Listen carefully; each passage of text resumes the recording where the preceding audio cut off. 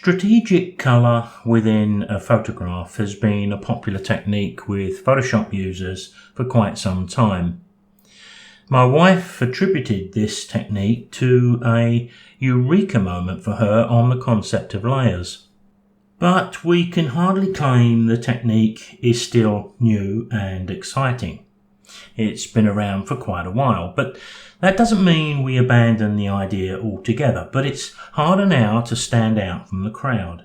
It means our choice of image and editing technique needs to be spot on. The images you're viewing here are from a presentation I made a few years ago called London's Calling. Click the link below if you're watching on YouTube and view this short audio visual, but make sure your sound is turned on. I have completed the editing of this image in Adobe Camera Raw. I've done both global editing and also some strategic editing too. Now I need to open the image into Photoshop, but I'd like to open it up as a smart object. So once open in Photoshop, I need to retain the smart object status of the layer thumbnail. You can see at the top right, because I want this layer for the color, but I need to make a duplicate for the black and white part. To do that, I'm going to go to the right of the thumbnail, right click, and I'm going to choose to create a new smart object via copy. What I've effectively done here is to make a duplicate, but I've severed the link of both of these images back to Adobe Camera Raw, so I can open up each of these individually and change them independently of each other. Now we're going to need primarily a black and white image, so I'm going to select the top layer of the two, double click, and we'll be straight back into Adobe Camera Raw.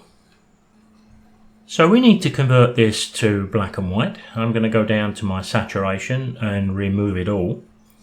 But we also need to decide if we're going to tweak the image and change any of the settings, because when we convert a color image into black and white, sometimes there's a need to increase contrast or even do some of the editing slightly different.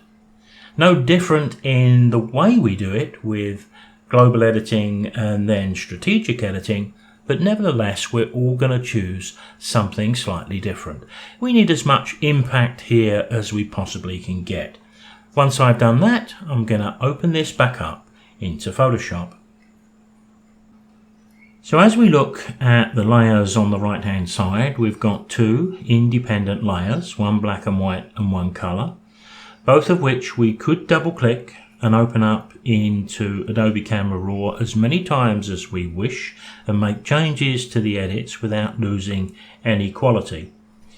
But what we need to do is to reveal just the parts of the image we wish to be in color from the image beneath, the layer beneath. Now it's how we go about that which is going to determine the success of the image to some degree. So with that black and white layer selected, why don't we take a look at some of the new tools we have, such as Select Subject. Now when we do that, at first glance, it looks as though it's going to do a pretty good job.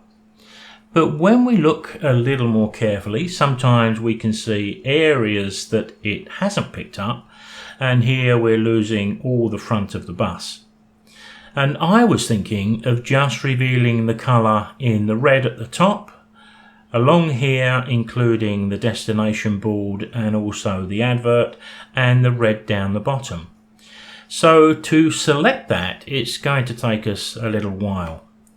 Now believe it or not, over the years I usually turn to a manual way of doing this. I create a mask and I actually do the work manually. Let me demonstrate the technique to you.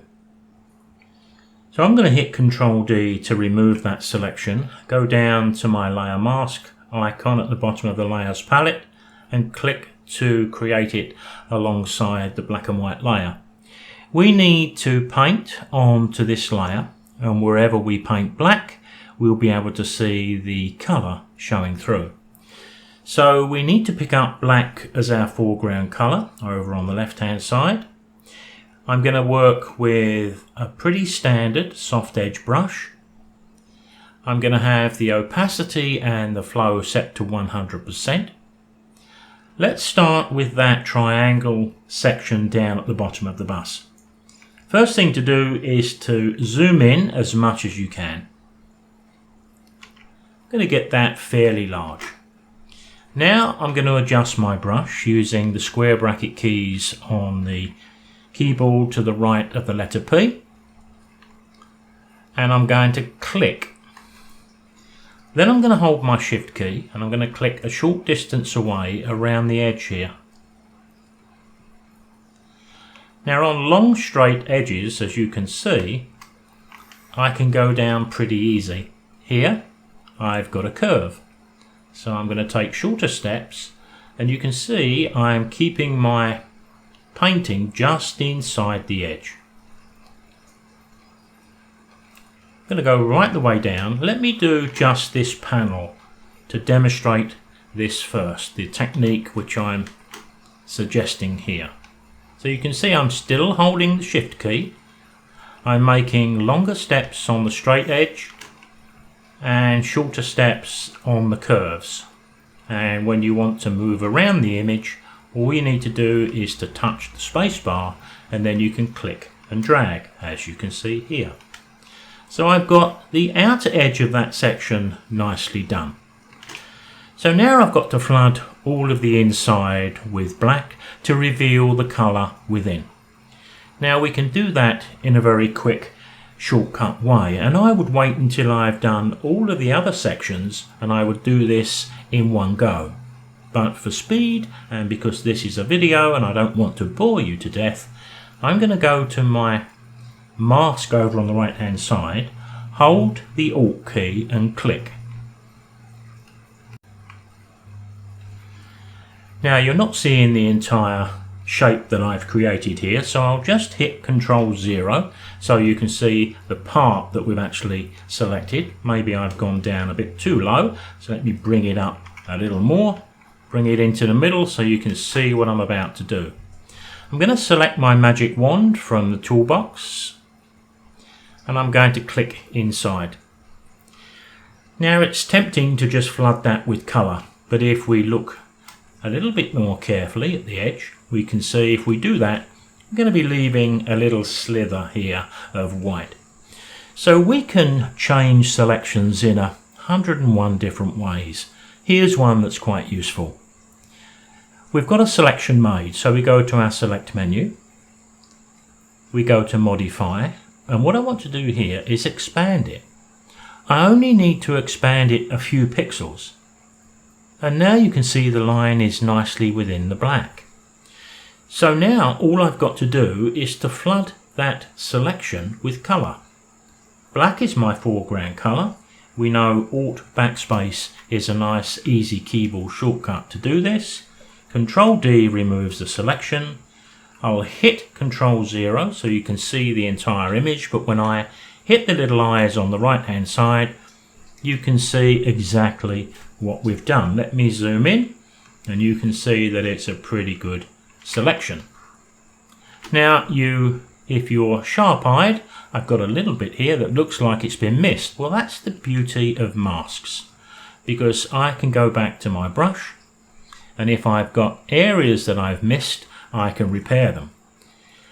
But in the same way, if I make a mistake somewhere and I go over something that's not required, then I can switch to white and I can use the same technique as I used before. I can click, hold the shift key, click a little further away, paint down the edge. Once I'm away from the edge, then I can paint out any of the error that I've made. Now you will make some errors, but that's the technique.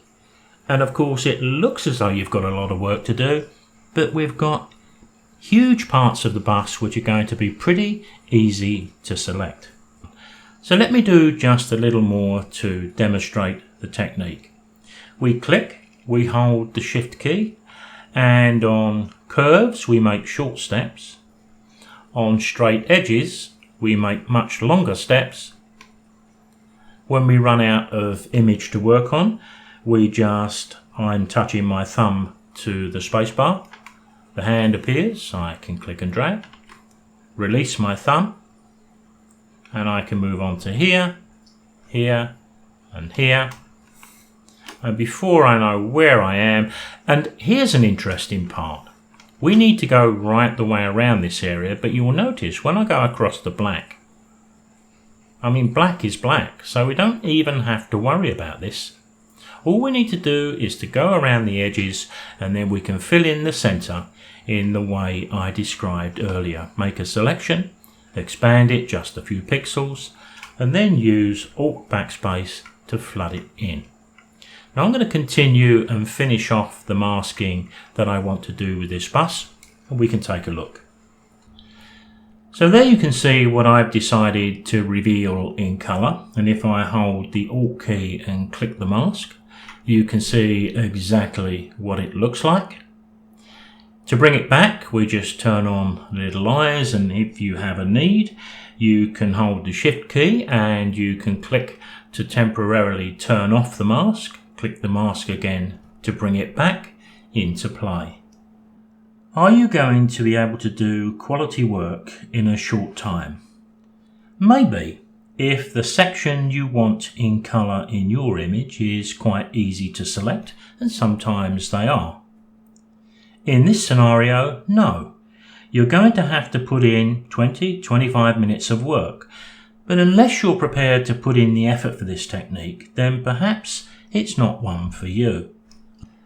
Maybe it's a good idea when you first start this technique is to not pick something too ambitious and select something that's a bit more easy to select and mask. I'll see you next time.